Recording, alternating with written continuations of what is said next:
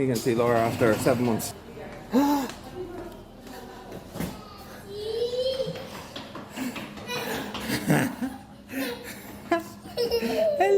Yeah, that's my hand. That's how I hurt my hand.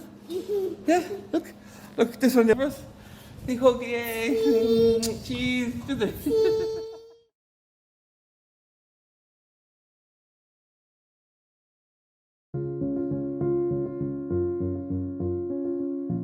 This telemedicine system that we're developing really backs up providers so that they have all of the expertise and consultants availability that we have here in New York in anywhere in Ukraine. I saw the x-rays that you had sent, so I'm familiar with the images. I don't know what can I do with this fracture because it's so long time after trauma. The patient had suffered significant blast injuries to the bilateral feet.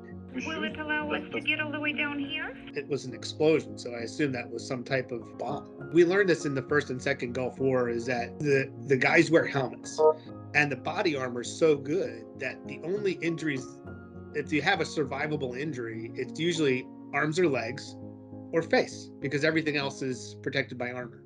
We can't send 78,000 people to Ukraine, but we can connect 78,000 people to Ukraine through this program. This isn't just a group of volunteers. We certainly have had physicians that have volunteered to take call, and that's great. But we also are backing this up with the full call schedule of Northwell Health. So I wanted it out, and I said, feck it, I'm blown up now anyway, I'm shot, so I may as well get it now. Like I wasn't afraid to get into heart surgery. So when the Ukrainians were talking about, yeah, we're going to do it, I was like, yeah, do it. And then when you guys got involved and he said, no, you'll cause more damage to him. You'll probably kill him. There's that shrapnel, almost looks like in the pericardium. Yeah. And here's the fusion. He doesn't have the chest tubes yet, so you can see. There's another fragment on the right chest wall up there. He has a piece of shrapnel that's very close to his heart. Very close to his heart, within the pericardium, the sac that holds that the heart is in. And then secondly, he has a gunshot wound, a bullet in his spine. I remember my surgeon was a guy called Max, really good guy. But he was telling me one day when I seen him, I remember going, geez, man, you look wrecked. He goes, yeah, I'm 24 hours awake doing surgeries.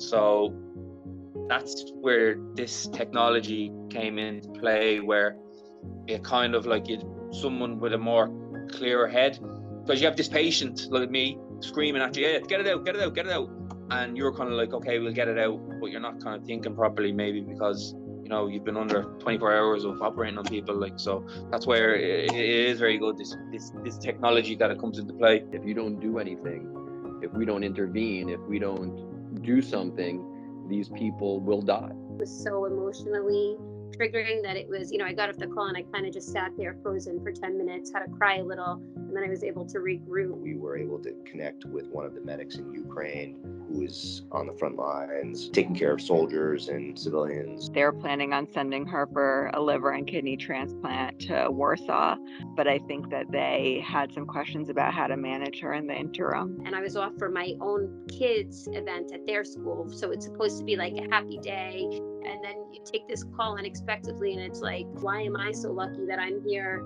with my kids, like watching this ceremony, and that kid is experiencing what he's experiencing. Translator said, I'm gonna go cry now.